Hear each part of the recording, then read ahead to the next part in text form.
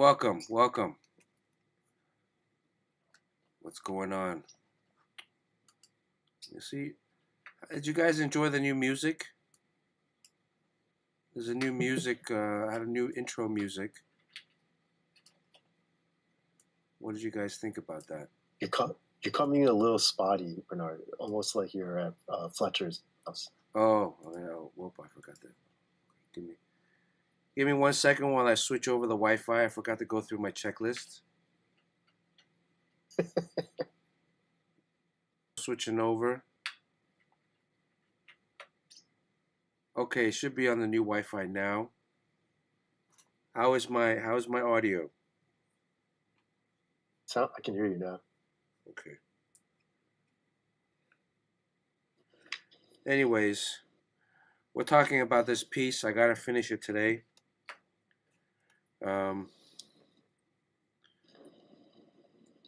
Is that someone else jumping on? Hi. It's Courtney. Hello, Miss Courtney. Hubba. Hubbas. Courtney, how did you enjoy WonderCon? We have a couple of things to talk about.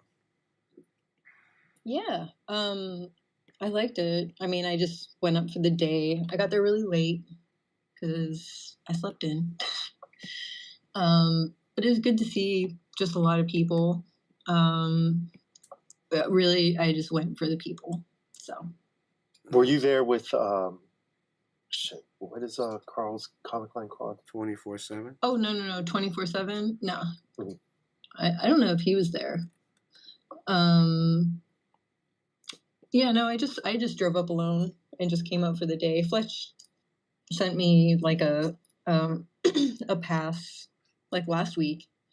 So I don't know how he does that. He's like magical. He has magical passes everywhere. He has magic fingers. So yeah, he does. He's just a magic man. Magic sausage fingers. Yeah.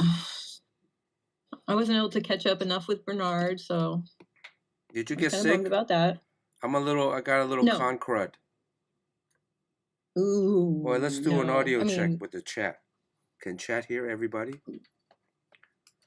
How's chat doing today? So. DYL well, Pickles. Poop Kid's on. DYL. I went to dinner with Poop Kid. Poop Kid is on? I don't see him. Yeah. He's in the chat? In chat. Yeah. Oh, my chat and Crispy. We went to dinner. There it is. DYL Pickle was first in chat. Nice. Jamie Odell's here. James Quill, thanks for the resub. Resub 41 months with Prime. Thank you, James Quill. Simple Man's here. Good. Huh? They're confirming the sound is good. Sound is good. Okay.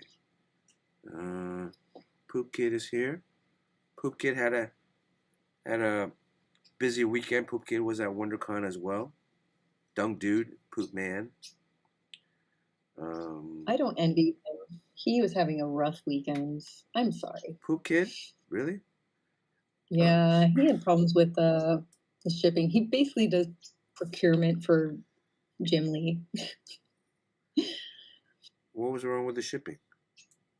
Somebody else wrote an incorrect address, so all the books that were supposed to be sent to him were sent back to I guess the publisher, and then it cost extra money to get it shipped to him, and then it was coming in late. Sounded rough. I'm like, blink twice if you're doing slave labor for Jim Lee, and then he might have blinked a few times. Did Jim yell at Poop Kid? I hope not. Did he get a tongue lashing? If he does, he's gonna have a problem. So I'm sure he takes care of Poop Kid. I hope so. I got around the youngins. I gotta be, I gotta take care of them. Make sure they're taken care of and not taken advantage of. That's all I'm saying. Speaking of taking advantage of people, Sugar Sean just got here. What did Sean do? I'm here to use you guys. Also, it wasn't Poop Kid's fault. The whole shipping thing. It was another employee's, but he basically had to make up for it. So Welcome, Sean. Oh, thanks. Well, what's being drawn here? It says, Monkey King. Yes. The So, Chinatown. okay, here's a dilemma that we have. We're not going to say any names. All right? But Sean, one of the artists did not do their assignments. Right? Like Right, yeah. the assignment is Monkey King in New York City, Chinatown. Right? I mean, Yeah.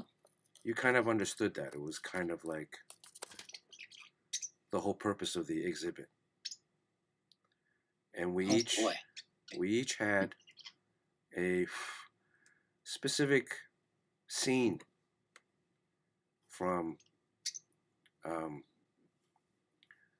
various parts of Chinatown that we were going to feature with the Monkey King or the Monkey King and his friends.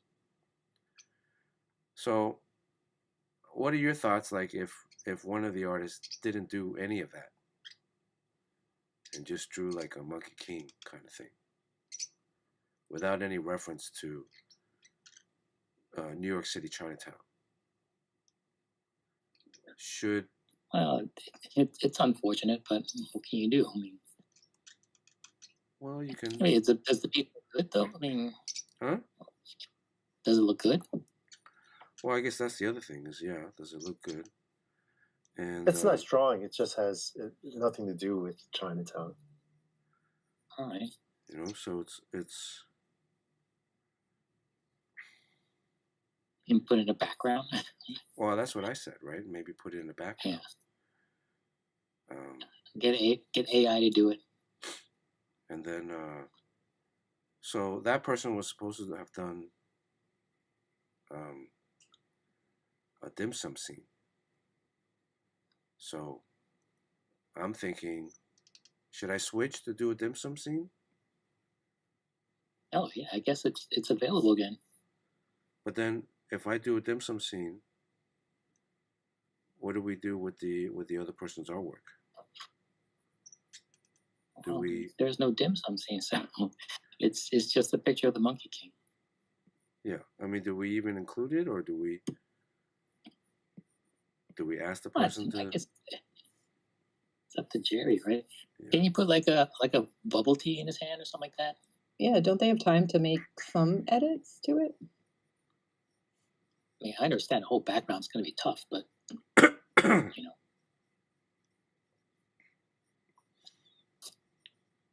So I think Jerry wants to try to be as. I just sent an email asking for just to throw something into the background. And I wonder who this is. There's only like there's only like half a dozen of us, right? Even less. Well, there's 8 total artists actually. So okay, I know you guys are talking about me. I'm thinking since the dim sum thing is now open. I know we spent all last week on that. Yeah, no, it's definitely available now because well, I'll talk to you about that more offline, but you can do dim sum. So if I did dim sum, this would be the layout.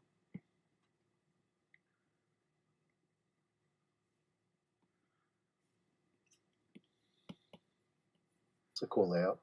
Man, how many times have you drawn like that? Dim sum is like a reoccurring thing. You've done like so many different angles of it, and was it one or one was karaoke? But I think I did a karaoke one. I did a dim sum. Dim sum one was the first one that I did for New Superman. Yeah, that was cool. That one.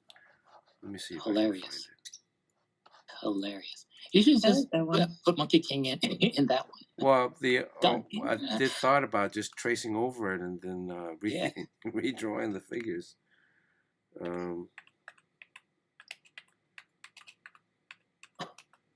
Or at least the table is set, right? I mean, there's like a whole that takes a long time to draw all that food.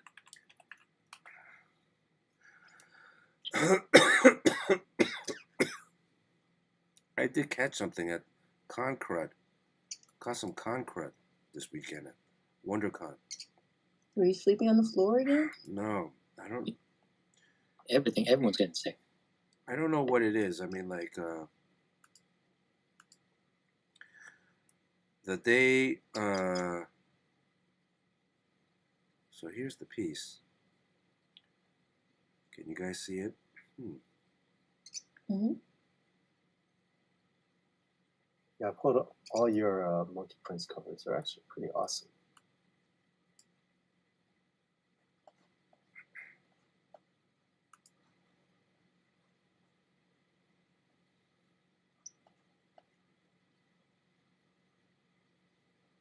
And remind that person that, I mean, I think it needs to, the background needs to be at least something. Maybe they can use the Manhattan Bridge or something, or the Confucian Towers behind it. But, I mean, it's the whole purpose of the event.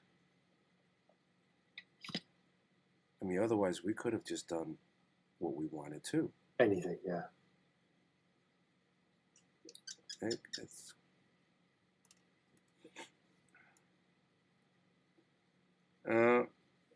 so I think, well, we should wait. Should I wait before I do the dim sum piece to get? No, I think it's okay to do dim sum because it's because there's no way that they can convert that piece into dim sum, right? Yeah, correct. Okay, and then there's no other The good thing is, huh? Is it just a standing figure? Because that leaves a lot of options. You can easily fix that one that person did. I haven't seen it, but this was the so this was the original dim sum piece that I did. Yeah, iconic. Look at that. It has a lot of characters in it, but I'm wondering like how many characters should I put in this? And if I'm doing it horizontal, I'm thinking the one thing is maybe I'll put in the foreground some more old ladies, like the cart ladies. Although the cart things... You're trying to get this done like tonight, though? Yeah. Ooh, Well, yeah. Line art drawing tonight. Maybe not completely on stream. I think there's going to be I'm going to have to finish it off the stream. Looks like Fletch Forward is here. Hey. Oh, hey guys and ladies. Flash forward. So how was WonderCon, Fletch? It was good for me. I mean, Friday and Saturday were busy. Sunday was a little bit more on the quiet side, but it was good. I've never really met. I mean, I was hanging out with Dennis Cowan all weekend. I was helping out a friend. They had gotten sick, so I volunteered to help him out at his table. And I've met him before, but I'd never really talked to him. And he's a nice guy. I enjoyed my time with him, and met his wife and his kid, and they're good people. Had a couple of panels there too, and yeah, they went well. Like I said, the attendance was a little bit sparse on Sunday, but overall, I think it was a good show. I liked it where I was. I don't know. There weren't any publishers, many major publishers, but I got to see a lot of good people. Yeah, they're still struggling, I think because Hollywood's hurting, and there wasn't any big sponsorship. Normally they have the huge banner outside of WonderCon sponsored, but the last couple of years it's just been the WonderCon logo. And talent-wise, they need to bring out some more heavy hitters, I think. But like I said, I enjoyed it. Fletch, I have to send you some pictures and videos of the panel you had with Sean Gordon Murphy. Oh, did anyone ask the question? Yes. Oh, someone did? Fletch did. Oh, you asked it? Oh, wow. Well, he brought I'm it honored. before. I was talking So it didn't with- embarrass him, right? So No, he it's not- ran with it. This man ran with it. He just included it in his. It was very funny. I never heard of the guy before I met him, and he was very nice, and yeah. So and Fletch did a fabulous job taking him through his career. It was very smooth. I think it was great. I didn't know what to expect walking into it, but as somebody who wasn't a fan before, I enjoyed it a lot. I think it was actually a really good turnout too. So Yeah, it was turnout. I mean, yeah, I ran into, we huddled up a little bit before the panel. Courtney was out there as well, and we brought up that question, and he seemed fine with it, and so I brought it up right here. What the hell is this question that you guys? He's so fine about that you guys won't say. If he's Sean- all right with it, can you just say it? Sean last week was saying, ask him if he's ever slept in a dumpster, and that'd be one of the questions. Because I guess before Sean heard that, he came out and said something about being homeless and sleeping in a dumpster. So has he? Yeah. Yes. Early on in his career, he was sleeping out of his car, living paycheck to paycheck. And, he said that yes, he can't confirm he did sleep out of only one night. He slept out of a dumpster. It was a really clean dumpster, he says. Brand new, spanking brand new dumpster in LA. So Yeah. that's impressive. Did he talk about his time at SCAD? Yeah. Yes. He talks about that. What did he say about SCAD? Just how he got to start, and he studied art there, and he also mentioned that he thinks he's being blacklisted at SCAD because he made some provocative statements about. he hates SCAD. His experience. I mean, right. That seems a little. I mean, didn't he say in a? I mean, wait. So said, go ahead, Fletch. You explain first, and then. He said he tried to reach out to them. He made some statements against SCAD. Yeah. But hoping that his his position in the industry is good now that he's hoping to make amends, and he's hoping that they could have him back, and he'd be willing to do any talks or but so far they have not reached out to him. Why would they? From what I got from it was he was kind of mentioning his time there, and he said, they sold him on this school for being like the teachers are, professional working artists, and they really weren't, and it just he wasn't able to be challenged at the school. So that seemed like his biggest complaint about it was like it seemed more of a waste of time. He didn't use the term waste of time, but that's kind of. But he said it was a waste of time. Yeah, and waste of money too. No, but I mean, also, you're paying a lot of money, for art school especially. So, I can see that, but it seems like it was more of a, I think the way I heard it was somebody said, "Do you suggest this school?" And he said, from my experience there, I kind of don't. That's how I heard the way he said it, and I don't blame him because, and then he says reasons why, and then that's why he got kind of blacklisted, I guess. Which, I mean, I'd be kind of mad too if I went to a school and I feel like I didn't get, I was kind of lied to going there. But that that could be his experience and not other people's, and he mentioned that too. Like this was just my experience, not other people's. And if the school wanted to reach out and say, hey, we changed things, we can show you how we changed it, so you could also recommend it. But it didn't seem that way. So a different out of party view on what he mentioned. So yeah, I don't know. I've spoken at SCAD like 3 or 4 times already, and I know that when I was there, because he is probably the most famous graduate from SCAD in the comics business. Sean Gordon Murphy would actually lend a lot of credence to the school. He didn't graduate, right? He left. What was that? I believe so. Yeah, he didn't. He didn't graduate, but he left like midway, like 1 or 2 years in. And I don't think he left on the best terms in terms of what the teachers told me there, or the people that were in the sequential illustration department, was that he kind of blasted the school and cut the burn the bridge. Yeah.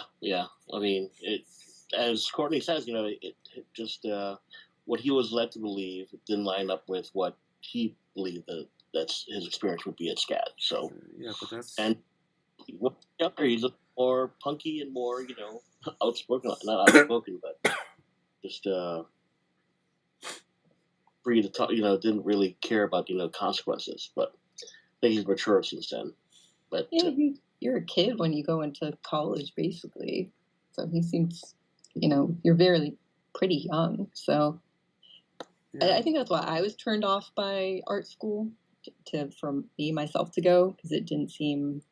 I kind of resonate with that being like that would be my experience, even though I went and saw art schools and went to classes. But so I don't know, in a way I can kind of see how that would happen. But he did mention he used to be pretty punk and like a little wild, and he as like a youngster, and how he's calmed down after that too. So it was interesting because when he was talking about his from the beginning to end of his, or not end because he's still going, of his career, like how he's kind of calmed down, I guess, a bit. So that makes a lot of sense. People do that. Well, Flesh, how much in touch are you with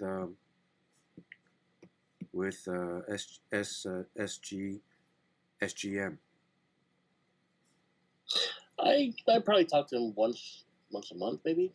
Well, you can mention if he wants to reach out to SCAD, I can probably build a bridge if he wants to, like a communication between him and the chair. All right. Yeah, I'll mention it to him next time I talk to him. That'd be great. So, I think, SCAD is the only school that offers a sequential illustration program, I think, in the U.S. or anywhere. No, it's not. Well, you also have the Kubert School, too. Right? Can you hear me? Sorry. Mm-hmm. Laughing. We don't count the Kubert School here in this conversation. Oh, well, Kubert School is different from 10 years ago. It's become way more rigorous. So there's much more of a curriculum there, geared towards careers in comic books. I don't think they're going to ever invite me to speak at the Kubert School. But yeah. Did you? The Kubert School, is that an accredited college? I'm not sure, but No, so it's not. SCAD is an accredited college. Pratt is an accredited college. I don't know. Maybe I'm a little too bougie when I'm talking about that, but I can invite Anthony Marquez to be on the stream next week. Isn't he? He's the director, right? Yeah, he's the head of it, of the Kubert School. He changed things a lot, but yeah, I don't know about his accreditation. But yeah, that place kind of used to be a joke. When we were going to, because we went to Valiant, and everyone from Valiant came from the Kubert School, and all they did was trash it. So we were kind of just hearing that all the time. Yeah. I'm not sure how much of it has changed since then. Well, that is true. Yeah. A lot of my opinion was based on the people at Valiant that went to Kubert School that were trashing it. It changed a lot. Even I know. I didn't attend that school, but I know Anthony's changed it a lot since he brought it over from the Kubert family. But it's He and his, yeah. but it's still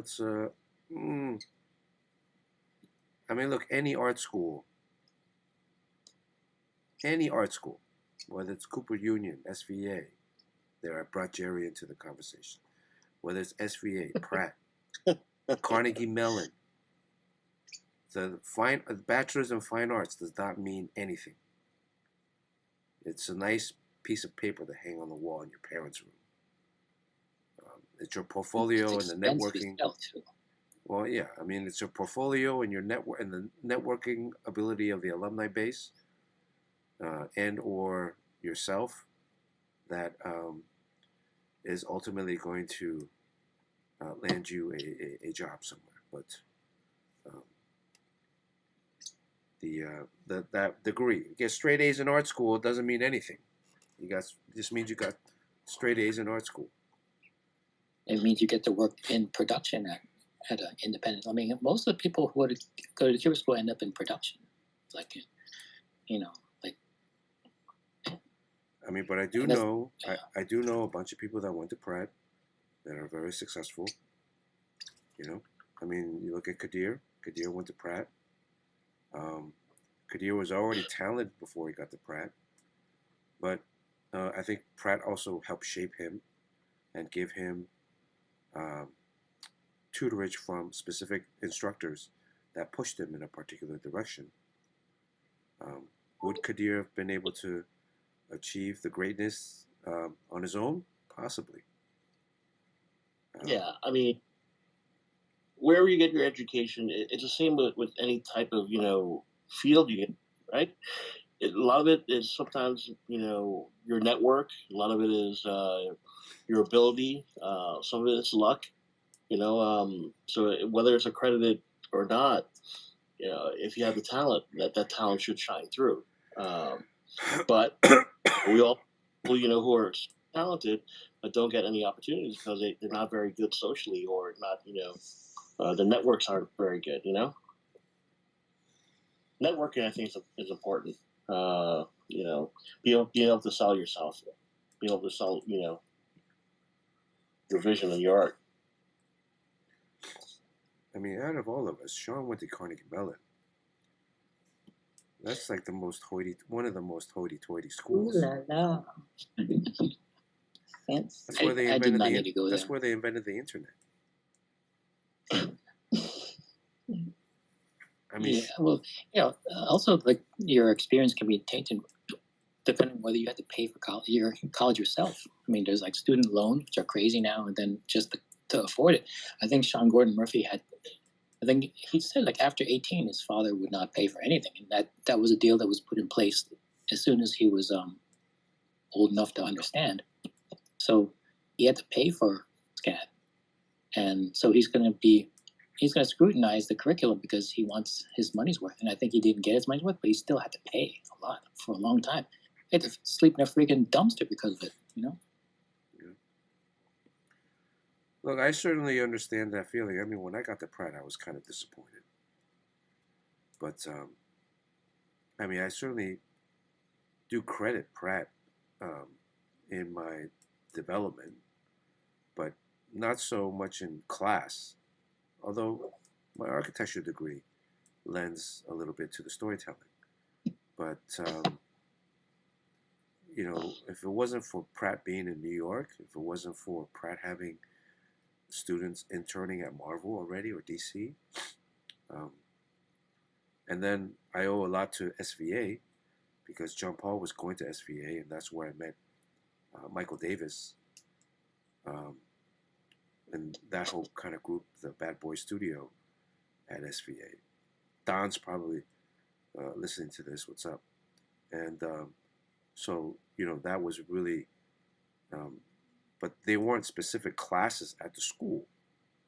They were clubs, kind of, or just side things. If you go to,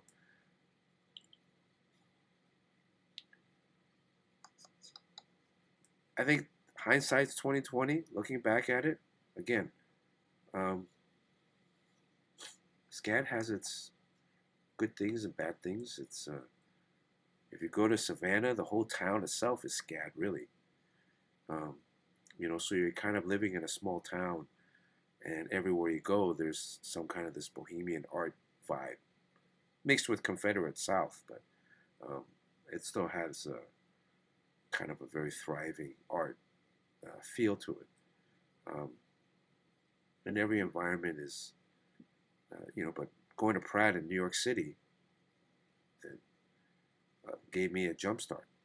I mean, Jerry went to SVA. How did you feel about that? Um, I think much like most people that go to art school, I don't know what I was expecting, but it wasn't that. Um, I guess, you're in high school, you're really young, so you kind of have delusions of what college is like because of what we see in movies. Yeah. And art school is like, at least for me, going to SVA was really like going to work, which I guess SVA kind of takes pride in. So I guess in one way it does kind of train you to get used to like going to the studio and putting the time in, but you really have to. It's really up to the individual to get more. Yeah, you have to put in the maximum effort out of what you're going to get. Yeah.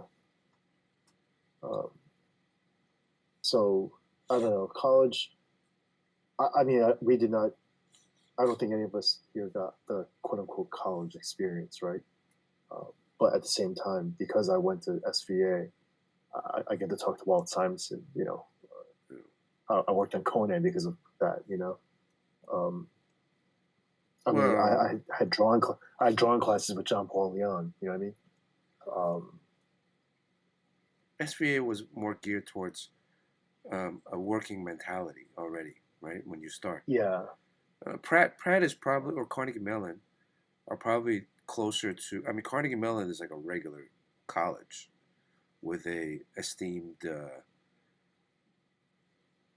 fine art department or industrial design department because of its engineering background and its computer background. Pratt is the only art school that has like SCAD has kind of like a college vibe too because they have an athletic program.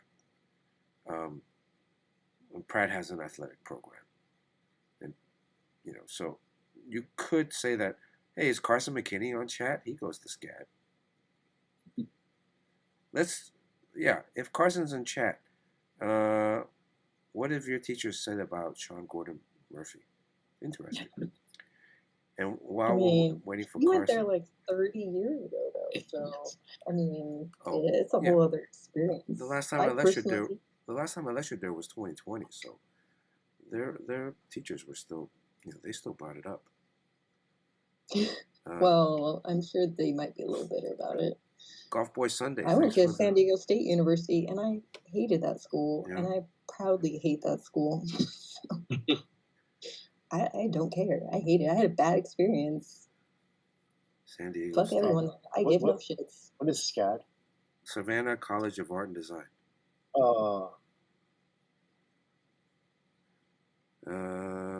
Golf Boy, thank you for the resub. 51 months. 51 months. How many years is that? That's over 4 years. With Prime. Thank you so much, Golf Boy. If you're just watching for the first time, make sure you hit that subscribe button down on the bottom on Twitch. No, follow button on Twitch, sorry. And if you're watching on YouTube's, hit that subscribe button on YouTube's and a like on the YouTube's to get that algorithm up. Yojimbo, let's say hello to Yojimbo. Domo went to SCAD. He was still paying for it as a couple of years ago. Yeah. I didn't know Domo went to SCAD. I wonder what's up with Domo. I text him every now and then. He's not streaming us much anymore. Domo Staten. The Pratt president just passed away. Or the one that was president when I was there. and he was the president at Rhode Island School of Design before joining Pratt. And the first 2 years while I was at Pratt, I was there for 5 years. First 2 years, the school was about to close almost. Pratt, they had to close the engineering school. The engineering admissions were down. The property was in disrepair. There wasn't heat in some of the studios in the wintertime.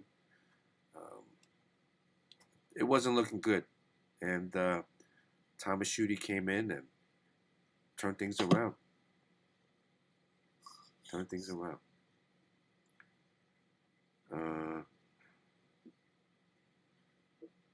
I guess Carson's You're not not in making this chat. drawing easy for you.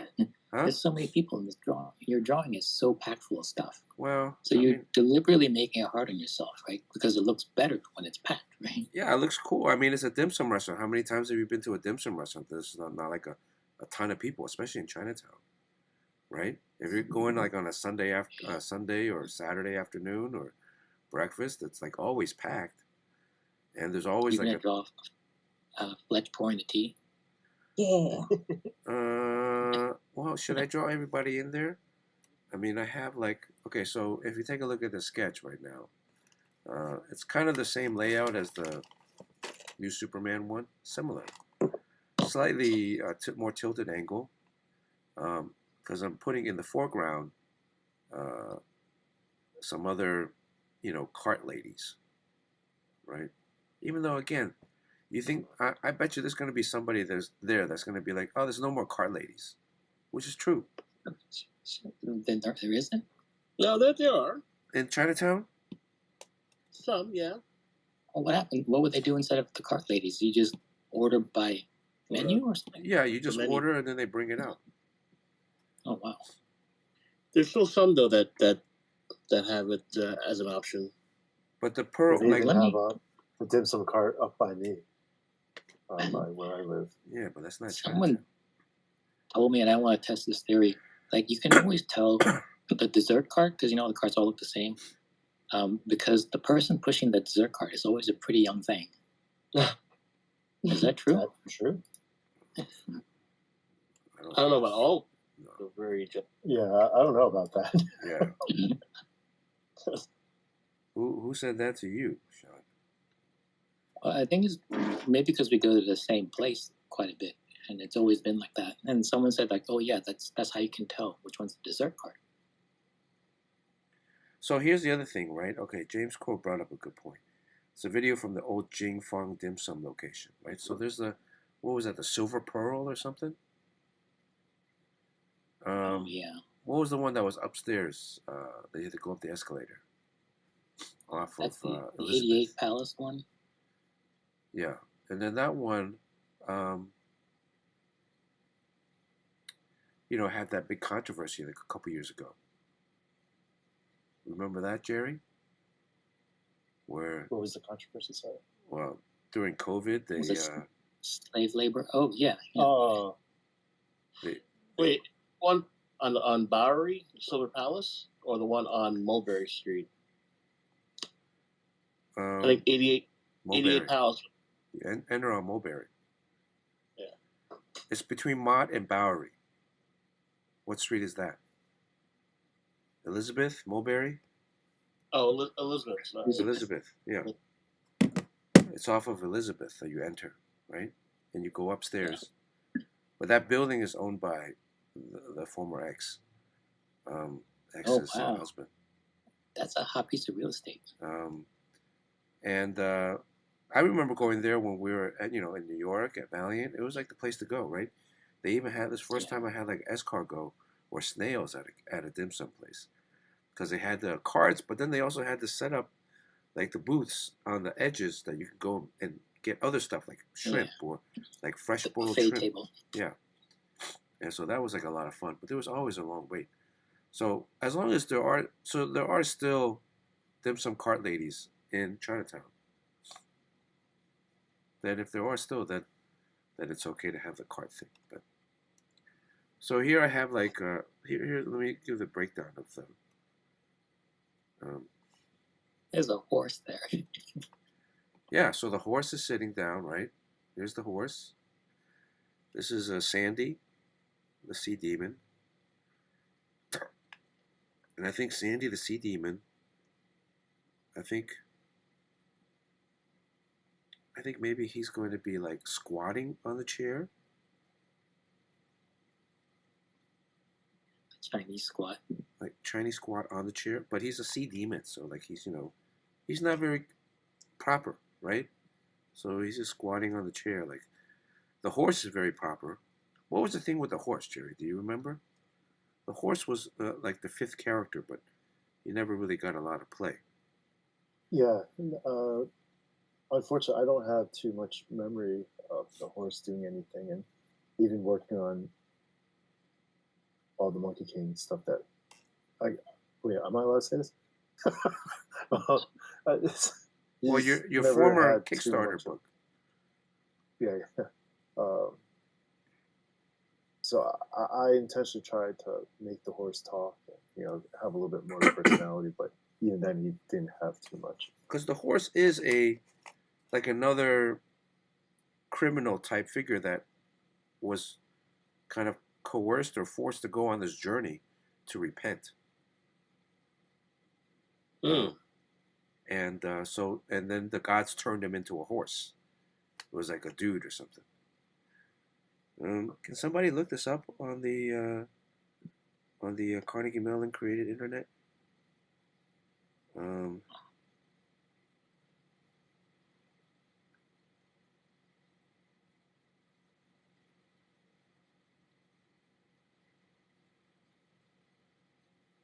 Jing Feng has a big escalator, or had, yes. So when they closed the Jing Feng, and then they moved the Jing Feng, or the landlords moved Jing Feng, or offered Jing Feng a separate location on the outskirts of Chinatown. And there was a big community hoo-ha about the closing of the Jing Feng restaurant. Simple Man says, how do we just gloss over the absolute blast that just happened? What happened? What just happened? The blast? Oh. That's Simple Man. I'm taking this medication that is blocking the absorption of carbohydrates. So it's causing some gas.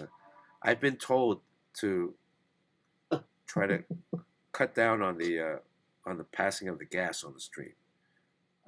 That it's Like who? By who? people watching. Also, it's just how do people notice it anymore? I almost don't even notice it. I mean, I've gotten used to it. Yeah. My nose is stuffed, so I can't smell it.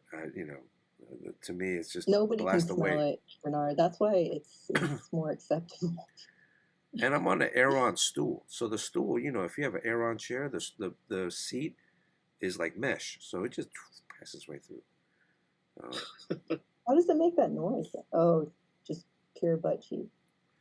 It sounds Boom, boom, boom, flappy. boom. Yeah, in another life, I played the tuba. That's what I like to tell people. I thought it was like you sat on like damp leather, like pleather. Sometimes it sounds like that. No, it would make more sense if I had like a leather chair or something, right? But no, it's a mesh chair, and it blasts right through it. But somehow I'm still able to generate that amount of force. It's meshed up, all right. White dragon horse. White dragon horse is actually a dragon prince who is the third son of Auron, dragon king of the West Sea. White dragon horse. Horse. White powder ma. I was interested for a second. He once accidentally set fire that destroyed a pearl that was a gift from the Jade Emperor. He was about to be executed for committing this offense when Guavin appeared and pleaded for his life. The dragon prince was spared from death and banished to Yingchu stream in Xipan Mountain. On the instruction to wait there until a monk is sent on a pilgrimage to the Buddha. When Sanzang is crossing the stream, the prince appears in the form of a gigantic white dragon and swallows Tang's horse in one gulp. The dragon then fights with Sun Wukong, but is no match and retreats underwater. Sun Wukong hears from an earth deity that the dragon was placed there by Guan Yin. So he goes to find the Buddha Vista. How do you pronounce that? The Buddha. And learns Bodhisattva, and learns of the dragon's origin. The dragon prince had been waiting there for Tang, but did not recognize the latter and ate his horse as a result. The dragon then transforms into the white dragon horse and serves as his steed for the rest of the latter's journey. Okay, so he was... Sounds like it's written by AI. So he was...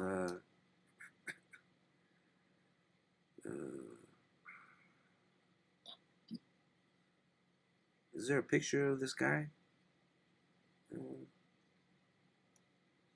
So was he always a horse, or was he a dragon before?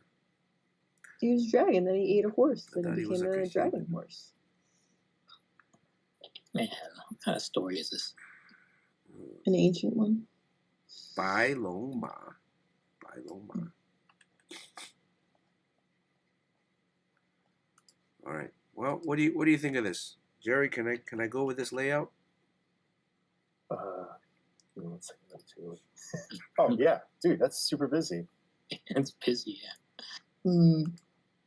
I'm literally working on the flyer for the art show right now. So thanks for sending me all your photos, guys. I just snatched them off the internet. What photos? Oh, so you don't need it. I don't have any photos of myself. So. Our personal photos? Oh, let me send them to you right goofy, now. So I'm excited about yours the most, Sean. Let me email you my photo, Jerry Ma. Too late, guys. It's already in. It's already in the flyer. Yeah, you snooze, you lose. So I figure that you would just move on if I didn't send you one. Didn't I send you one? Nope. Don't you always have one though? I've got plenty of nudie pictures of Bernard that I hope he does not send to me. I'm finding one for you right now.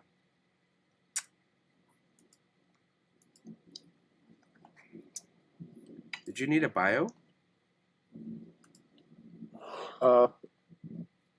Well, maybe, yeah. We should probably get a bio of each artist so that we can put in everyone, each artist's pieces in the gallery.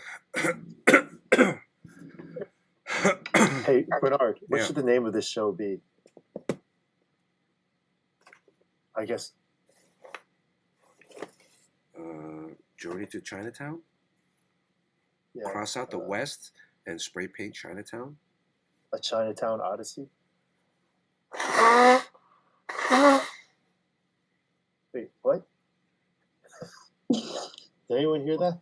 Huh? Was that a fart? No, I was blowing my nose. Oh, Bernard, this is actually the photo I took from you off the internet. Oh, okay, great. That's my official press. You guys should definitely have bios. No, yeah, we're gonna have bios. But what's the name of the show? Well, Journey to the West, but then instead of West, Journey to Chinatown. Well, what were you thinking? I don't know. This is quite literally the first time I'm thinking of it. So, Monkey King in Chinatown? Journey to Chinatown, I just don't think anyone would really get it. I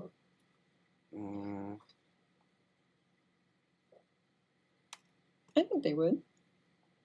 Well, what was a Chinatown Odyssey? What are other... Just because of the... How do you spell Odyssey? O-D-D-Y-S-S-E-Y? S-S-E-Y, yeah. O-D-D-Y-S-S-E-Y, right? 1D, I think. 1D. 1D? O-D-Y-S-S-E-Y.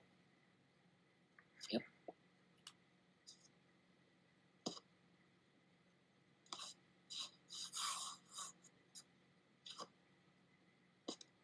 Well, Fletch has a very glowing review of WonderCon. Glowing. I just think that, like I said, Friday was a lot busier than I thought it would be. Saturday was busy. The last hour on Friday and Saturday were kind of dead, died out a lot. And Sunday it was light. Wow. I think the whole weekend it was light. I think it's like a dying show. Mm. I mean, they I think it haven't was done very light. they haven't done anything to make it interesting. And not that it was interesting beforehand, but the advantage of WonderCon was that it was located in LA or Anaheim. So Yeah. the allure was that it would bring out more, I guess Hollywood people or Hollywood people, it would attract more talent too to come out if they want to go to Disneyland or whatever. But they're, right. This is a non-profit. They don't really, not like shows like a Fan Expo or a Reed Pop shows where they have a budget to bring out people, extended budget. They really rely on local talent and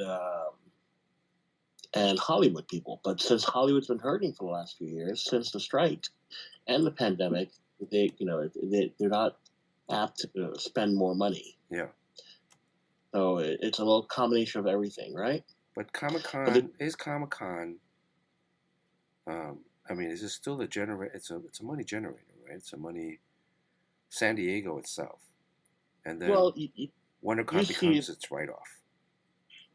You see it, every year for the last couple of years, right? I mean, like since the pandemic, they don't have. It used to be before the pandemic. It used to be all the halls were carpeted and everything, and there was the electronic scanners to the RFIDs to check in.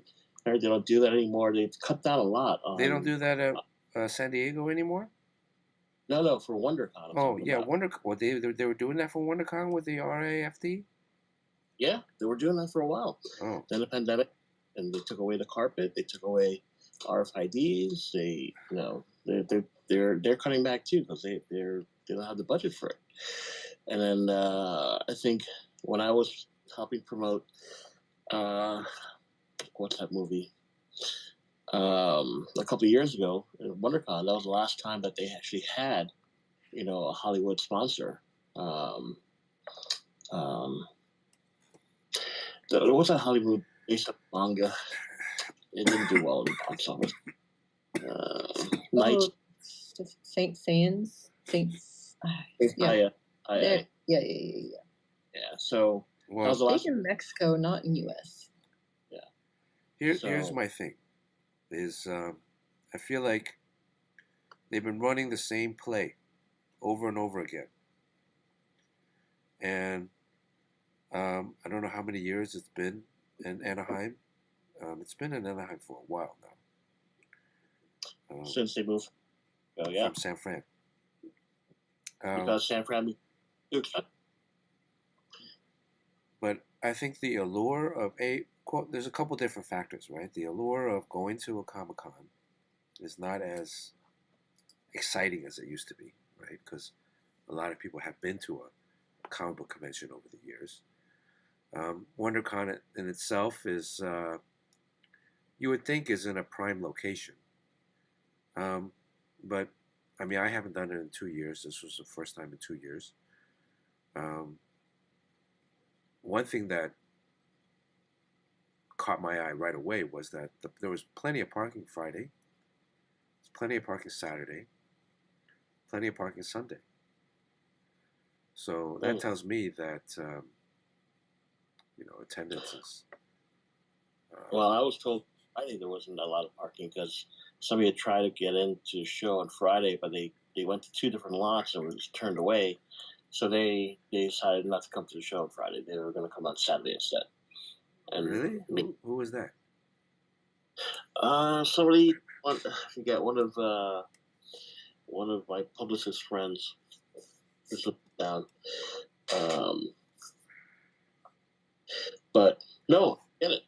Get where you're coming from with the same playbook and everything. Well, but say though that they definitely, in my view, as far as promoting the show, I saw a lot more promotion on social media, Facebook, Instagram, whatever, even radio ads that I've never heard before. So at least they're kind of changed it up a little bit, because in the past I would never hear anything about WonderCon. You know, you would hear more about LA Comic Con when that was coming up, with radio ads and everything. Um, but they're starting to change a little bit. I know they're still run by a board of directors and everything, but they just need to change more. They need to be updated more and get a little bit new blood in there. Well, that's talking about advertisement or marketing. Yeah. Right. Yeah, they have a new director of they have a new director too. The old director retired, Faye Desmond. She had been there for like 40 years since the beginning, 50 years almost, and she retired, the executive director. So this new person's in now, and I think there's some changes hopefully taking place. They still have to answer to the board of directors, but there's still some stuff going on behind the scenes, I'm sure. Here's what I'm trying to get at, is that San Diego in itself is a huge elephant, in a sense that, you know, it's just so big that change is not probably feasible, right? Because the whole city, whole San Diego, the downtown area, turns into Comic-Con to help support that effort. So doing anything drastically different is probably not a great business idea. But what WonderCon is relying upon, in terms of, well, not enough Hollywood people show up, or not enough name comic book artists show up, or not enough publishers show up, well, that's not going to change, right? Well, and look, they brought in, well, did they choose the wrong people to bring in? I mean, what is Sean Gordon Murphy's recent project? Was there someone else that they should have brought in beforehand? You know, they brought in Jim Lee and they brought in Todd McFarlane. Well, they're both kind of local, right? And Jim supposedly has the hottest book to date this year, Hush. But there wasn't really a lot of Hush material.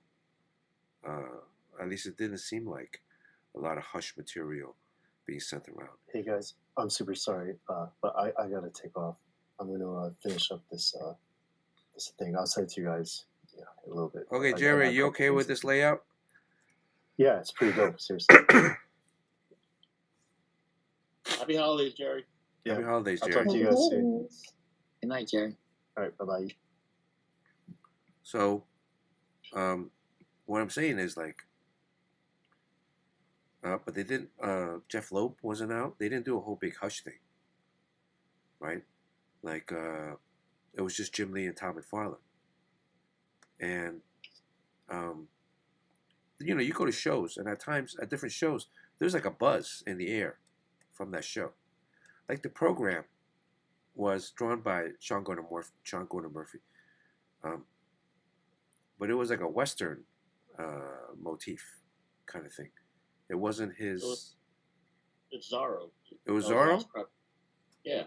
Was that his next project? That was his last project he did, Kickstarter.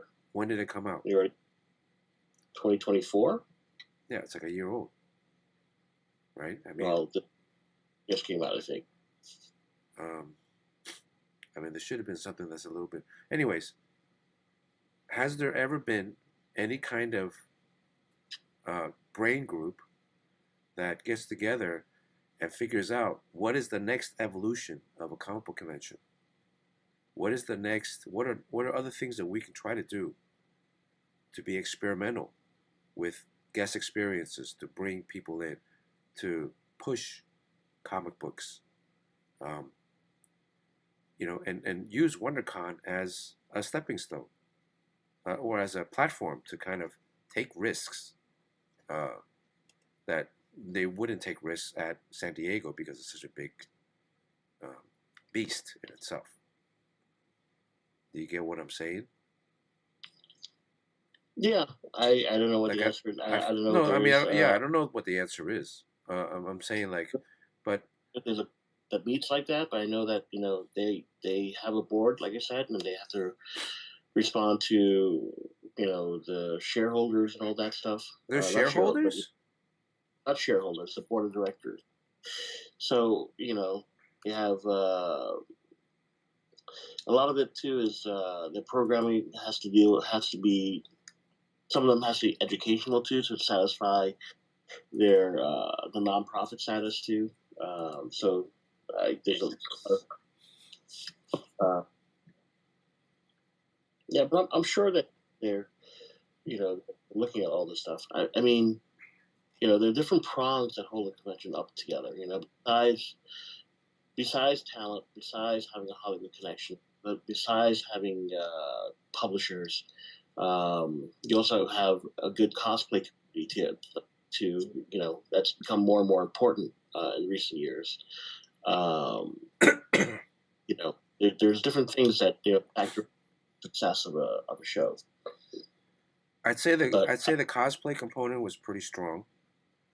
yeah, There were some good cosplayers at the show. A decent amount of cosplay where fans just dressed up as their favorite characters, which is great. There's a big component of that where they just hang out outside of the convention. And then they kind of filter in through. I can't tell you how many times people have come over from Hall A or B over to C, which is the Artist Alley. Well, mainly the Artist Alley. It's like half of C is Artist Alley. And a lot of people came over, especially on Sunday, saying that, oh man, it's dead on the other side of the show. yeah. So even in that, it's like, well, I remember hearing that 3 years ago when I went, that people were complaining that it was kind of dead on that side of the show, especially Hey, you later. ever, Huh? 3 years ago, that was came back after the pandemic. 3 years ago, 2022? Yeah, I mean the first they didn't have it in 2020 and 2021. They didn't? But, it's like nothing has been, that's maybe something to address. Again, they're just going with the same play, the same format, without trying to switch it up. Unfortunately, I think because it's such a behemoth, they have to. It's going to take time for change. They don't have time. They're not. That's why I said they got to get a little bit more agile, more to move faster, react quicker. But I don't know what else they're doing to address that, though. I'm not part of that inner circle. Right. That's why I think you should run it. Yeah. Get it, Fletch. Yeah. I mean, Fletch, if you think about it, what would you do? Make it happen, right? Hook it up. That's the thing. But what would you do? Like, what would you do, Sean? What would Chad do? Don't ask me. I think well, here's the thing. Eventually, these comic book conventions are going to run their course. Eventually, they're going to be I don't know. So cookie cutter that no one's going to want to go anymore because you've already been. I don't know what their finances are, or what necessarily how the employees have to keep employed. I don't know. Well, but here's the thing. Here's the thing, Fudge. Don't worry about the finances. What would you do if there's no financial issue? You have to worry about the finances. No, you don't. When you're coming up with ideas, you don't. When you're coming up with the ideas, there's no money. There's no money limitation. You have to just come up with ideas. Because if you're already putting limitations, Chris Hemsworth, huh? And then get Chris Hemsworth.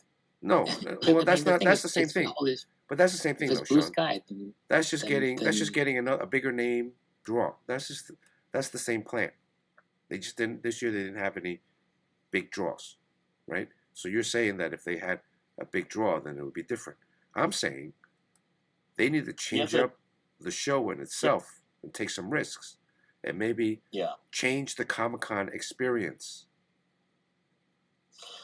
I think you have to attack, prongs that are that are not working. So if there are no publishers, you try to get publishers that back in. There are not enough high leverage talent. You have to try to entice them back in some way. If there are not enough good cosplayers. You have to get that section back in as well. Good programming, good something to entice the people.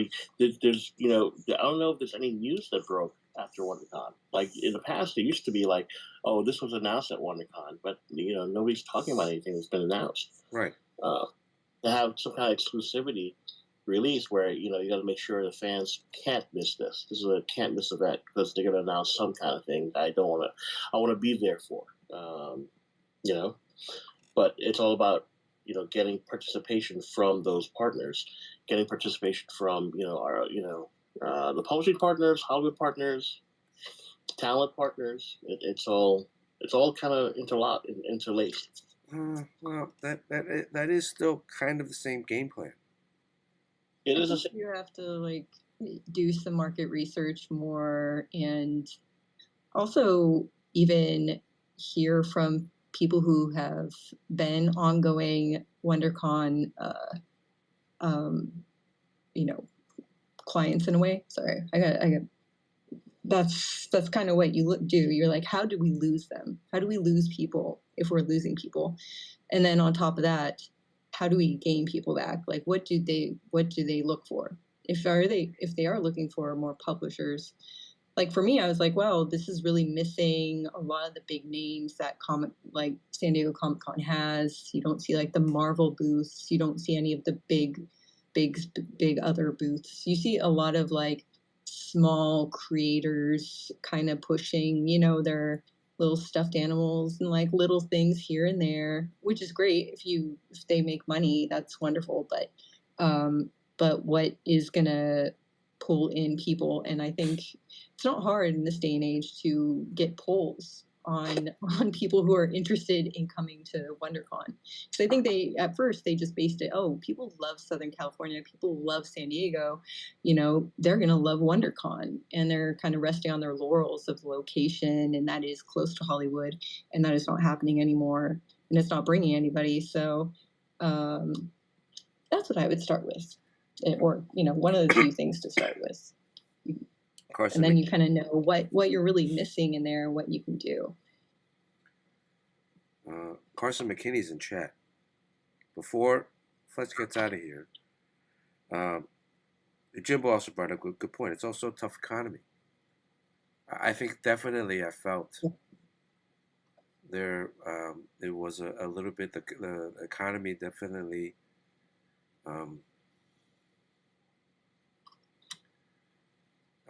was an effect.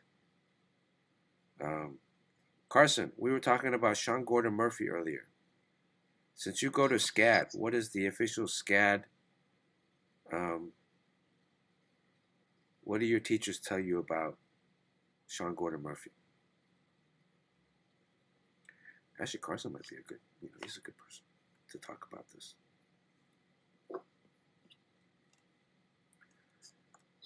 Anyways, we should actually maybe bring in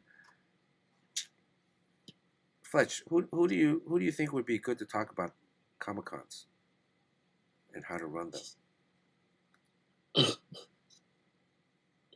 Conventions. Jim DeMacanos. And then Mike Sigliano.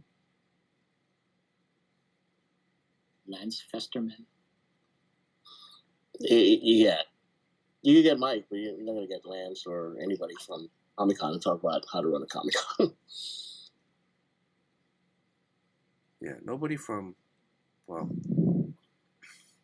I mean, I think, is this a subject that people want to chat about? Or no? Dr. Midnight's here. Good to see Dr. Midnight. Lurky Lurk. Way High's here. We saw Way during the weekend. What did Way think about the WonderCon? I mean, there's been some shows that I've been to that are like complete duds, and there's been shows that I've been to multiple times. One year it's great, next year it's not so great.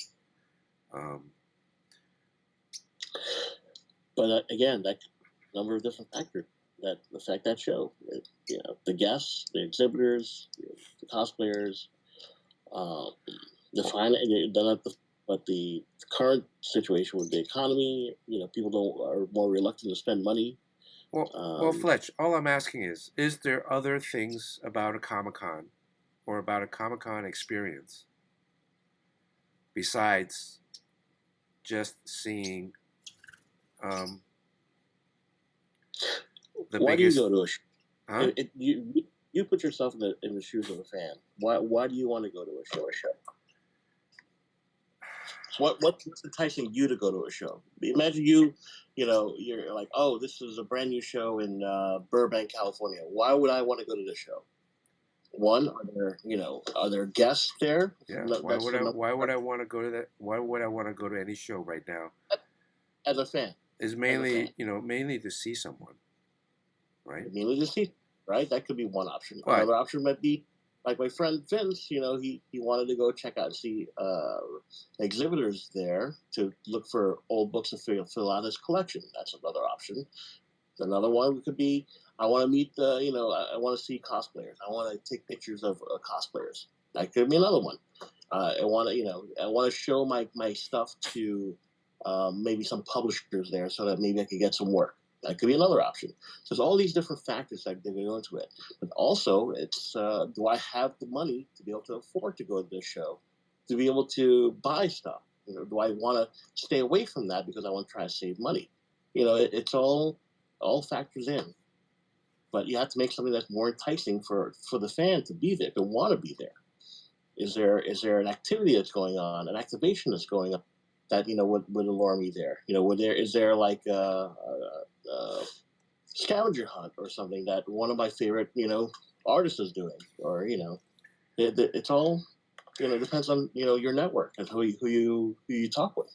Okay, now so these are all great points, and I would say this is not an easy discussion. This is not there's obviously a right answer right now. I don't know what the answer is, right? This is part of concepting. So this is almost like designing a ride for Disney, right? We have many other rides at Disney already and at other theme parks, but now we want to come up with a new ride. What would that ride be? This cosplay component was not a factor 15 years ago. I mean, there were cosplay people at conventions 15 years ago and beyond that, but it wasn't like a big thing, right? A lot of the cosplay would be, people using cardboard or whatever, like a cardboard box to make an Iron Man outfit.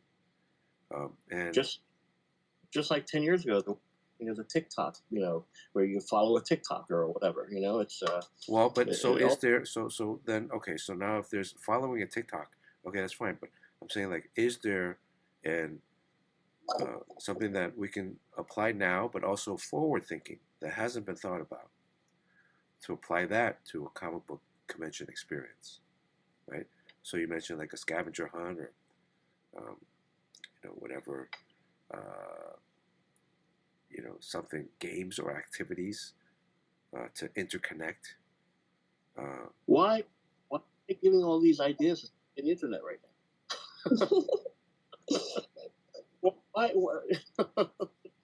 What would you do, though? I mean, if you were running, you may be in a position to run a show at some point. I mean, you're talking about it, right? So, instead of all the questions, like, what kind of program would you have?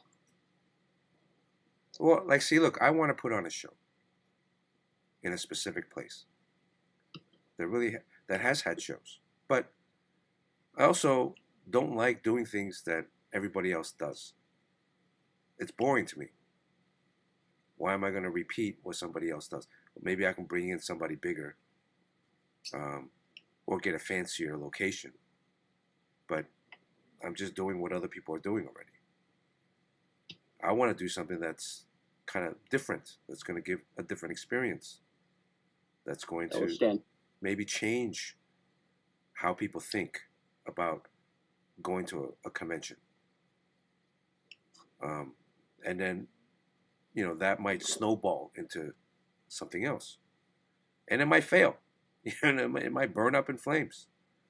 But if it burns up in flames, at least I would have tried.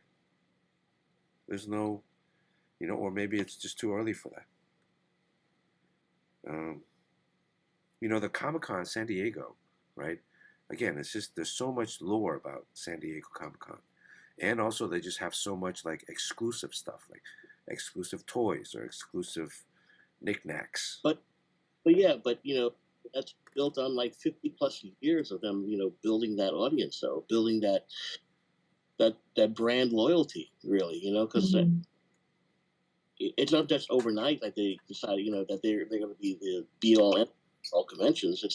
It's built on the backs of 50 plus years of this. They also bring so many different enthusiasts, because you can have somebody there specifically for Star Trek. You can be somebody there specifically for comic books or anime or or card games. So picking something more niche or something that could across the board be worked into some sort of program is probably going to be a bit better, because it's why are people drawn there? Because I know I walked around, I didn't see anything that interests me, and I have a variety of interests, but very niche. So it's it's being able to hit those very niche interests and bring them in. Or do you want to keep it very specific and get those really dedicated fans to come for these very specific reasons? Because I think Fletch, when you did your Comic-Con, you had it mostly, where was that, in Dubai? Abu Dhabi.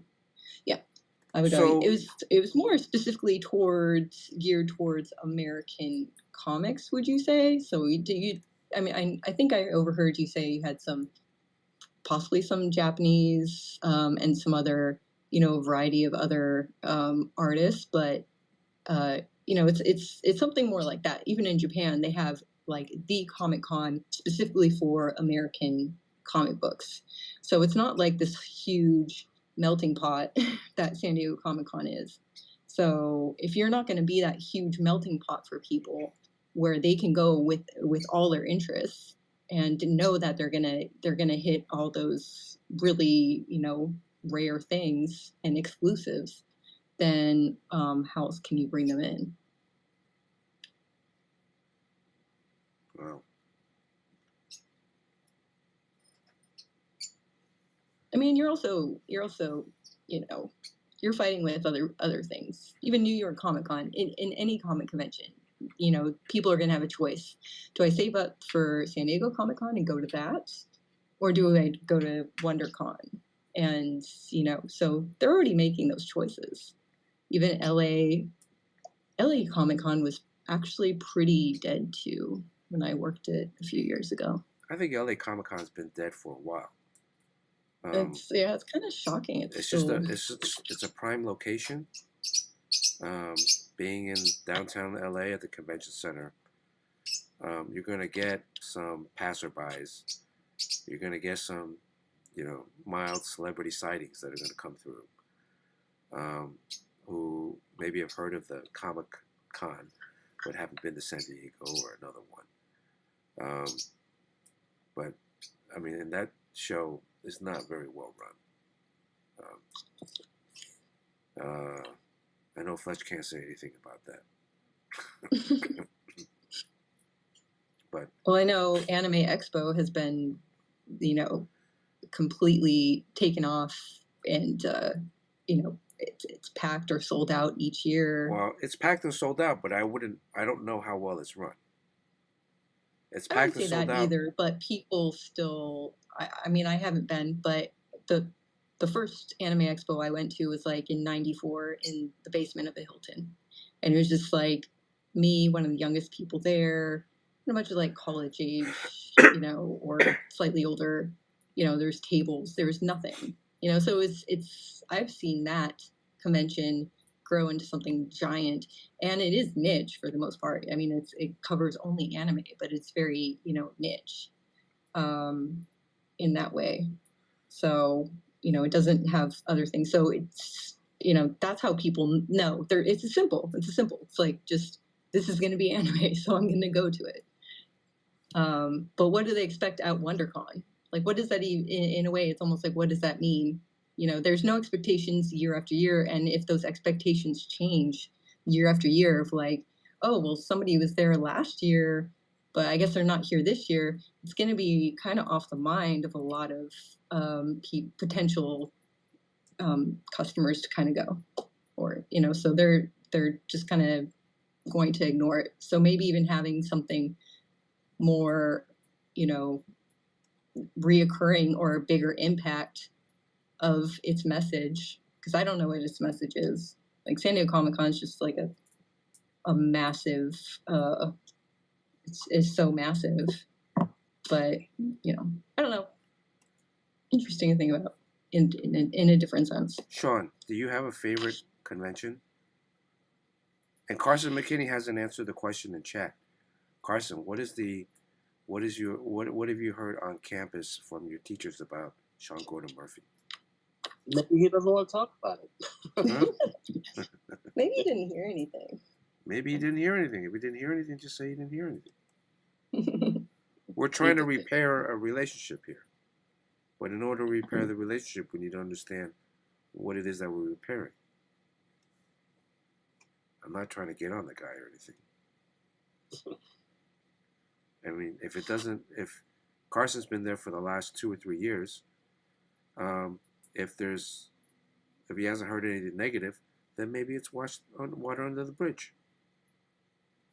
Did you go to SCAT too, Bernard? No, I went to Pratt. So you went to Pratt, but I didn't know if you also went afterwards or okay. No, I went to SCAT to lecture. Oh, okay. And, a few times.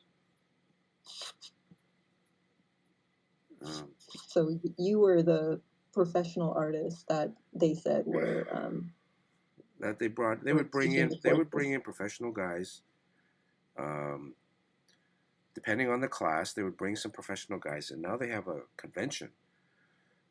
They brought me in one time for a portfolio review and 2 times for a class lecture and also a couple keynotes. The last class was a presentation pitch class where I was the quote-unquote professional financier or art director, and they would have to pitch their story idea or project idea to me. And I would give them a critique and grade.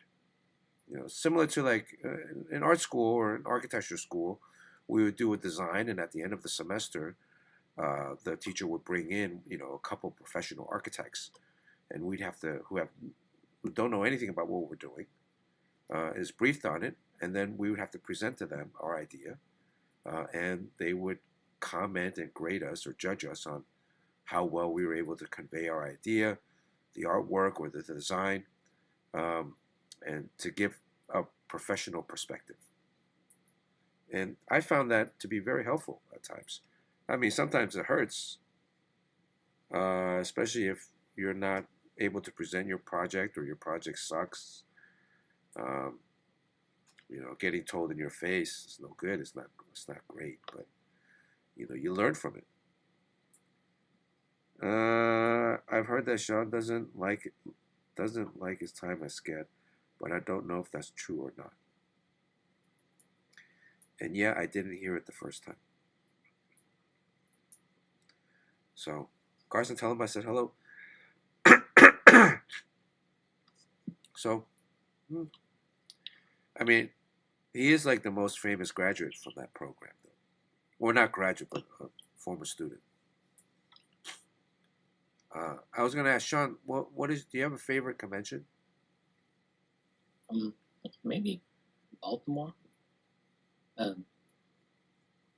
guess it's been kind of hit or miss. I mean, the conventions that are good are the ones that they're all different every year, but whatever one that is packed in Artist Alley, The other thing I've noticed is that commissions are becoming a bigger part of shows.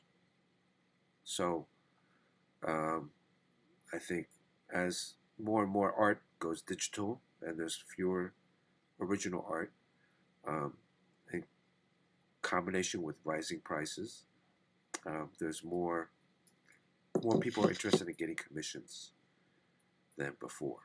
I mean, there was always a commission, a drive for commissions, but I think that's really kind of the one thing that's grown. Although, the other comment I would make about WonderCon is that it was packed with a lot of amateurs. The artist alley. Is that always the case? Huh? Is that always the case? It always has opportunities for amateurs. Yeah, I mean, No? I don't remember it being, or again, maybe like the professional artist list is thinning out. So they had to fill the spot, amateurs. Yeah, but I don't know. I don't have any answers. I'm just talking out of my butt. We've heard that. Well, that sounds like.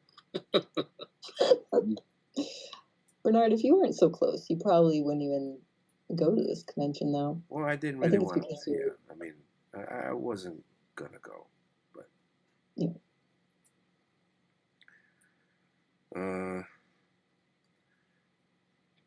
So, I will say, Fletch put on a great show at Storm the Block.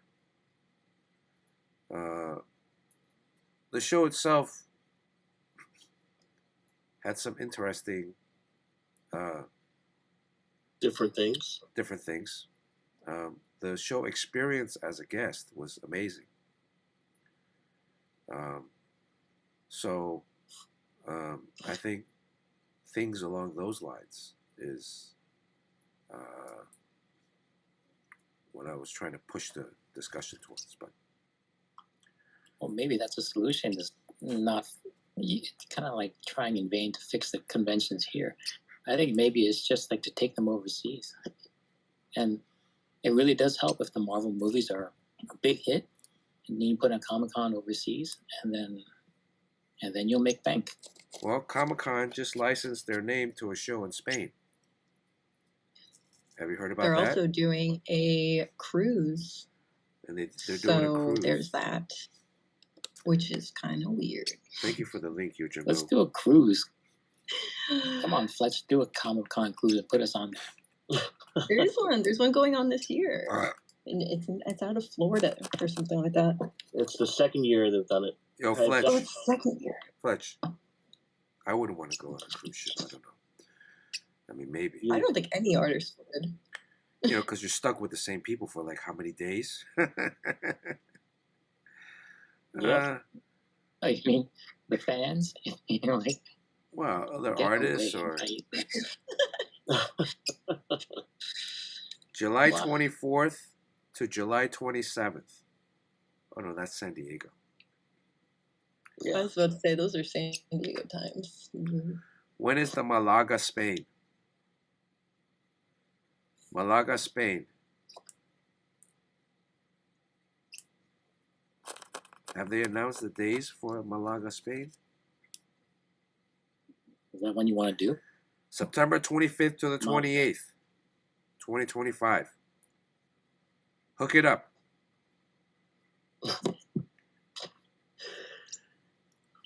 Hook it up. In Madrid. Yeah, Sean. Hook up, Sean. Oh, what about that one guy that moved there? He was in Spain with us. Jim Chadwick? Jim Chadwick, yeah. Doesn't he have any convention connections? No, Jim Chadwick's retired. Well, he's retired, yeah. Hook it up. That's September. I don't know. They don't even have a website. They haven't announced any of the. Now, like also, if we go to the UK, starting tomorrow, is it today or tomorrow? You have to have a permit as a U.S. Oh, really? citizen. Huh? I think all the tariffs hit tomorrow, so it might And the be tariffs hit tomorrow. tomorrow. So I wonder what the prices are going to be. We're all fucked. But Exactly. that one girl who ended up in jail, right? Because Yeah, I think look, San Diego is going to be an interesting show this year because who knows between now and then what the immigration situation is going to be for visiting people visiting the U.S. And then not even not much like New York. San Diego has a ton of foreign artists or foreign presence. They're all going to have to get some kind of visas to get here. Is that feasible? Is that possible? And then New York and any other. Well, you went to Baltimore last year, Sean. What was the contingency of the artists there? Domestic versus international. I don't know. I don't know. I mean, it's the same every year. I think it's mostly just professionals that are from the States, and there's so many of Marvel's artists now are Italian. I don't really know if they end up. They usually do the really big shows, so you see them in New York and San Diego. Right. Are we going to see an episode of Border Patrol on where they pull over some comic book artist and they go through his stuff, his or her stuff, and wonder how that's going to be. All right, well, is it time to get out of here? It was a very serious discussion today. You got pretty far in this drawing. So here you guys can see some of this stuff. I think I need to make these characters a little bit bigger. The perspective is a little off. Also, the real ID for your IDs to fly domestically is going to go into effect on May 7th. So if you don't have a passport, even if you do, you should still get your real ID. I have to do that. That came up real quick. That's a pain. You must have your papers. How much is the real ID? I need to get one. I don't know. I had the website up. Let me look at the website really quick. I mean, I have a passport card that I've been using. So I have my driver's license, but it's not a real ID yet. And then I have to get I don't know where my passport card is. I got one, but I don't know where it went to.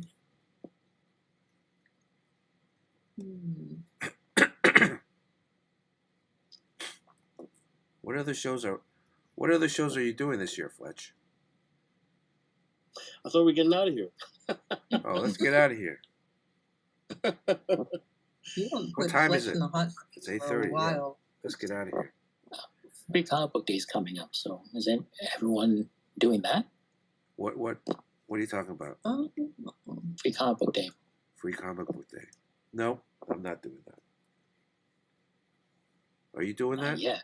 What is it? May 3rd? 3rd, yeah. Are you doing it? Where are you doing it? Long Island Bookshop and Fourth World on Long Island. I'm going to be doing both those with Kreese. Oh, nice. Kreese was at WonderCon. Yeah, he does every show. He didn't come and say hello. How dare he? He probably didn't know you were there. He was busy. It was at his table. It seemed like. Yeah. You artists never leave your table. Well, that's the thing. It's hard. If you draw really slow, you really have to have your head down the whole time. Yeah. He told me he got married though a couple months ago. He did? Yeah. Yeah, and he moved. So Oh, that's right. Where did he move to? Brooklyn? no, he's in Fresh Meadows, so he's very close to me. Do you think I should have Pixie holding a beer bottle? Or no alcohol? Oh, why no alcohol? This is not a comic. Well, technically, Definitely alcohol. I think this drawing would need to take place during their journey.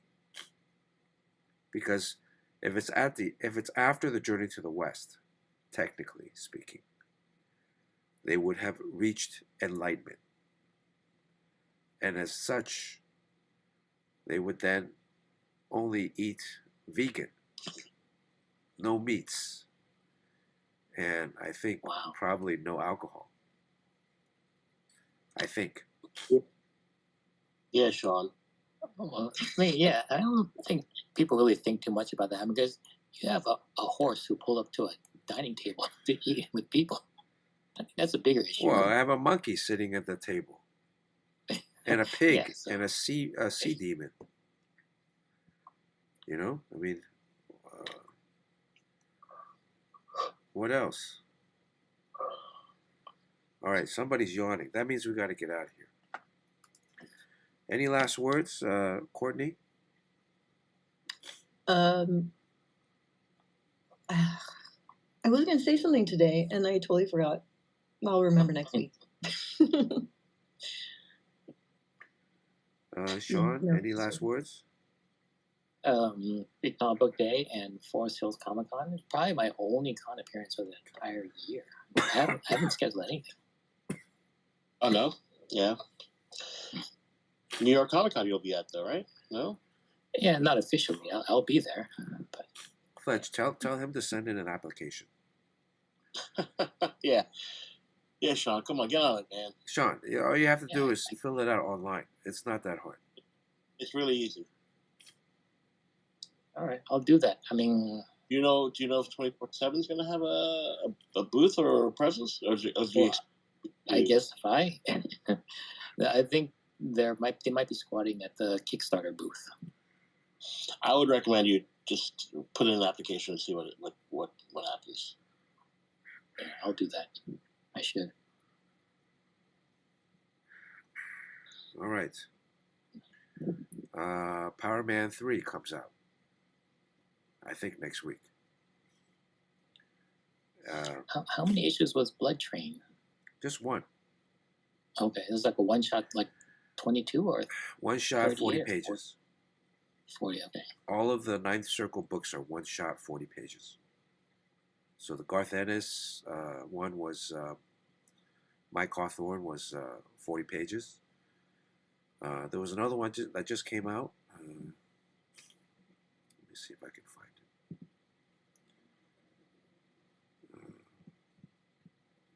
It's an interesting concept, right? It's a single story, one shot, oversized. So yeah, I think that's good. That's a good idea. You don't have to worry about selling 2 or 3 or 4 issues. Eventually the readership is going to decline.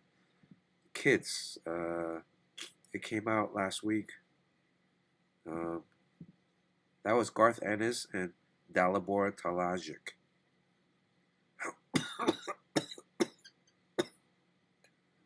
Oh, you guys ever had a sore throat? Oh, yeah. You okay? It's like, it really hurts. But I have feel like I have something stuck in my windpipe. Oh. Hydrate. So I guess WonderCon wasn't a good idea for you. I feel great. And on top of that, I got sick. So, thanks, Fletch. Did you get your stickers in time? I got them Friday night, and then I had to. They didn't arrive until Friday night, so I had to. Actually, they were not supposed to arrive until Friday night. I thought they were going to come in Thursday. The show is Friday, right? I wake up Friday morning a little late, The show opens at 11. I left my house at. It opens at 12. It opens at 12. I left my house around 11, thinking that the USPS had said that it was going to come at 9 p.m. Friday night. By the time I got to the show, set up, and then in the afternoon, I looked at the thing. I think I was with Courtney. I looked at the email update, and it said it Yep. arrived at 11:15 a.m. So if I had just waited, if I had been later, if I had taken my time instead of trying to be on time, I would have not had to drive back up at night. Wow. So They looked really good though. Stickers. thanks. Yeah, as a set, it's pretty impressive. Did you do well with the stickers? I did okay. There were a lot of Kobe fans. So then I put them up online Monday. So I got a bunch of sales online on Monday. I would have thought I'd do something with baseball season just started, maybe with Shohei. Yeah. Or no, Angels. That was something but the Kobe drawing had already finished, and then I took that base drawing and then just did variants of it. So I didn't have to start with something new. But I'm thinking about starting a line of like sports superhero stickers, or sports figures stickers, right? And then Shohei, and then doing it so that if I can get a couple base figures or poses down, then coming up with if I go to New York, I do like the Mets or some Dodger. I mean some Yankee. Like maybe Mr. Met, Mr. Met, Mrs. Met. Something specific to the town. Well, I like what you did when you had the NFL thing. The what? I like what you did when you did the Super Bowl thing, the NFL. You changed up the helmets and everything, so that was original. That was different. I mean, I guess I could try to sell those, but those are kind of like with the NFL, so I don't really want to tick them off. I never really got. I mean, that was through the NFL, so I don't really. I don't think I own the licenses to that stuff. No. And that type of originality to something new with and Major League Baseball. Oh, okay. I mean, I started doing a mock-up of like, here, look at this. Let me show you guys. Before we need to get out. This is what happens. I know I'm going to get a phone call later saying that, you said you were going to get off and then you wasted another 30 minutes online. Phone call? Who calls you to critique your show? I have some viewers. So this one I was doing like a series of like Chinese opera masks, but for this was superheroes. So can you tell who is who? Most of them. Bernard, a raid's happening. Oh, a raid's happening? We're about to get out. Yeah. We're about to leave. Who just raided? Paul Maitland Art. Thank you with the raid. 16. His room is packed now. Damn. Now it looks like we might have to stay on for a little bit longer. Make sure you guys hit that on Twitch. Hit that follow button. We're on every Tuesday. These were like some Chinese face opera masks. This one, the top row was like X-Men. I was playing with like, I didn't really like it, but I was just playing around with Cyclops, Colossus, and Storm. And then those are awesome. I think that I still need to do more work. They're not. And the bottom one was the Justice League, so Wonder Woman, Superman, and Batman. I don't really like the Batman one. I mean, so, but the Superman one, I mean, all of these need work. But trying to do a, Chinese opera masks version for these. Well, how Five Deadly Venoms, and I love the mask that they had there. So it could be something that's tied to you. It makes it unique. I like it. I like the idea. Yeah, part of it is finding time. This. Here's the other thing. Like this piece of artwork has really like gone viral. This Teen Titans basketball one on Instagram. Yeah, we tried that as a print. I made a print of it. It sold okay at the show. At WonderCon. Kevin P. I feel like West a lot of rated. it, it's a lot of it could be that parquet floor. For some reason, really just ties everything together. Really, that was done digitally. The parquet floor. Yeah. That was a digital Yeah, I think thing. it makes a huge difference. Yeah, when you look, well, there's also this. Did you see that? Oh, Look at Cyborg, and look at Cyborg now. Can you tell the difference?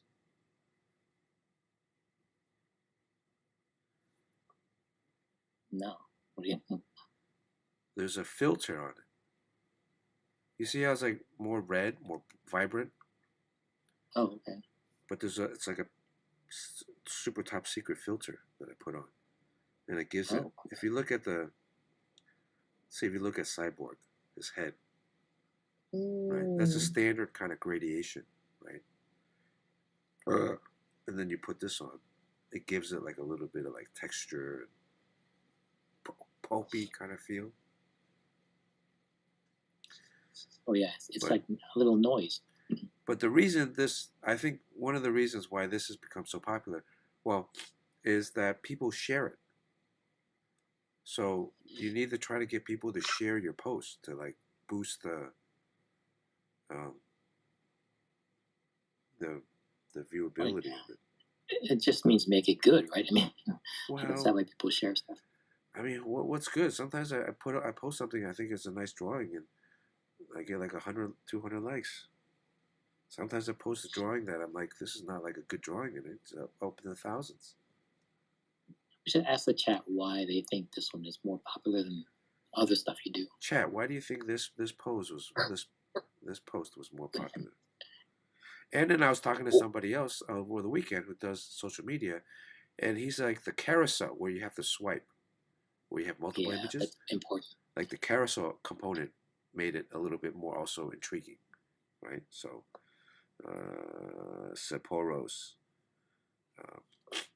All right. Anyways, I'm dying here with this sore throat. Yeah, and like the clogged nose now. This coverage is going to come out this week. This was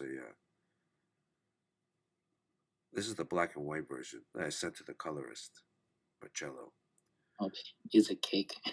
So it's a April Fool's Joker slicing a plant, man-eater plant, but the man-eater plant is a cake. Poison Ivy's all concerned. These are the different. So there is some additional work done. After it's inked.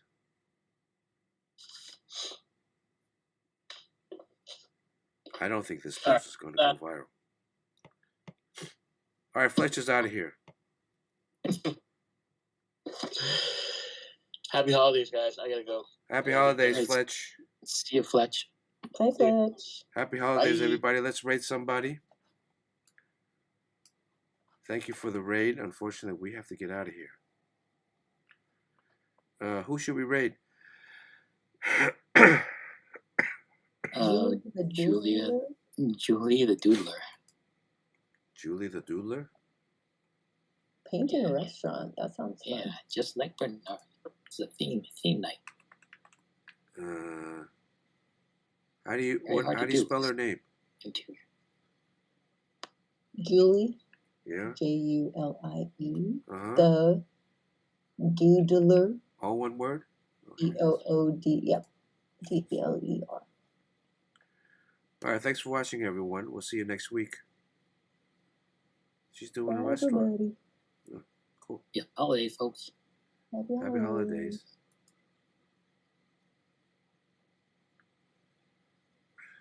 Think it's going? Did it go?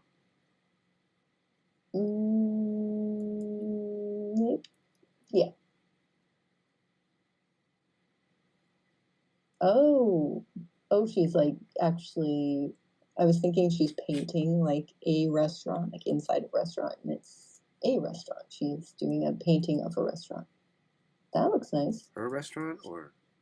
Oh, yeah, it's a nice palette there. Mm-hmm. She could do like animation background.